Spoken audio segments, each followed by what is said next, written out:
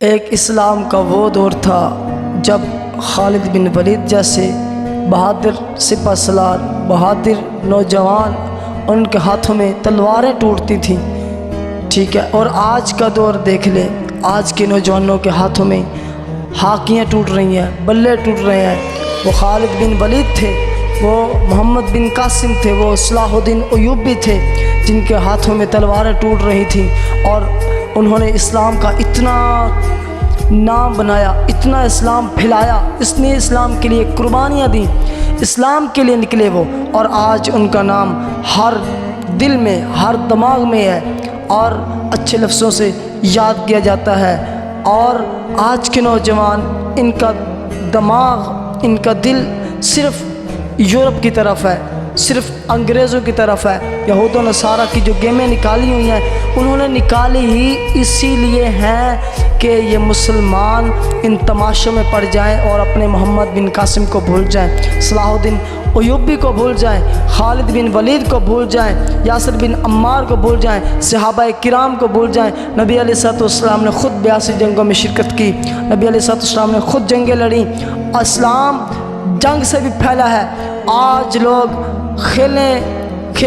آج کے جوان میدان انہوں نے آباد کیے ہوئے۔ وہ دور تھا جب انہوں نے مسلمانوں کے جو سپہ سالار تھے، مسلمانوں کے جو بادشاہ تھے، مسلمانوں کے جو محافظ تھے، انہوں نے جنگ کے میدانوں کو آباد کیا۔ آج کے مسلمانوں نے ان گراؤنڈوں کو آباد کیا جہاں سے کوئی فائدہ نہیں، نہ دنیا میں نہ آخرت میں، بلکہ ہمارا مسلمانوں کا پیسہ ضائع ہو رہا ہے۔ ہمارا مسلمانوں کے پیسے سے یہ کھیل رہے ہیں، مسلمانوں کے پیسے کو ضائع کرتے ہیں، مسلمانوں کے پیسے پہ عیاشیاں کرتے ہیں، اور ہم بڑے ان کے نعرے لگاتے ہیں، حالانکہ کوئی اسلام کو فائدہ نہیں ان کی وجہ سے کوئی کسی مسلمان کو فائدہ نہیں۔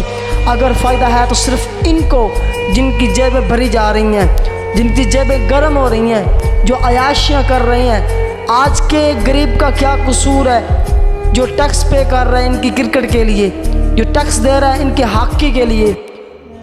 خدا را ان باتوں سے نکلیں، ان کو چھوڑیں، ان کا رد کریں، ان کا بائیکاٹ کریں۔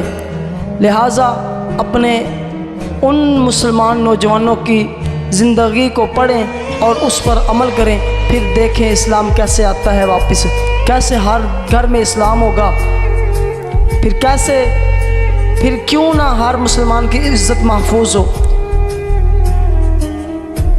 لہٰذا دوستو، یہ بات ہمیشہ یاد رکھنا کہ اسلام کے لیے قربانی دینی پڑتی ہے، صرف نعرے لگانے سے اسلام نہیں آتا۔